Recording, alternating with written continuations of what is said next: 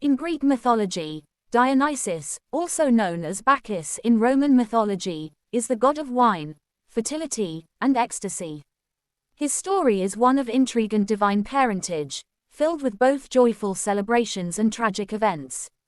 Here is a brief overview of Dionysus's myth. Birth and divine parentage. Dionysus was the son of Zeus, the king of the gods, and Semele, a mortal princess and daughter of King Cadmus of Thebes. Zeus fell in love with Semele and, disguised as a mortal, he approached her. They had a passionate affair, but their relationship was fraught with complications since Semele was not aware of Zeus's true identity. Tragic death of Semele. Jealous of her relationship with Zeus, Zeus's wife, Hera, queen of the gods, plotted against Semele. Disguised as an old woman, Hera befriended Semele and planted seeds of doubt in her mind about Zeus's true nature. Hera convinced Semele to ask Zeus to reveal his true form, thinking that he would refuse, and thus expose his deception. However, when Semele made this request, Zeus was bound by his word to comply, and his divine radiance was too much for Semele's mortal form to withstand.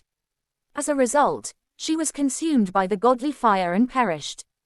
Rescue and rebirth. Despite the tragic death of Semele, Zeus managed to rescue the unborn Dionysus from her womb.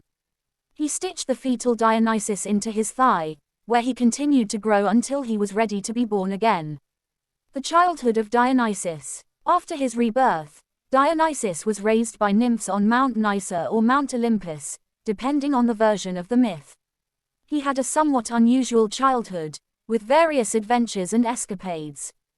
During this time, he discovered the cultivation of grapes and the art of winemaking, which would later become central to his worship.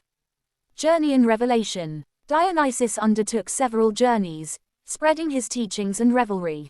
He traveled to various parts of the world, including Egypt and India, gaining followers and introducing wine and the concept of ecstatic worship. Dionysus's followers, called the Maenads or Bacchae, were mainly women who would engage in frenzied, ecstatic celebrations in his honor. Opposition and transformation. Not everyone welcomed Dionysus with open arms.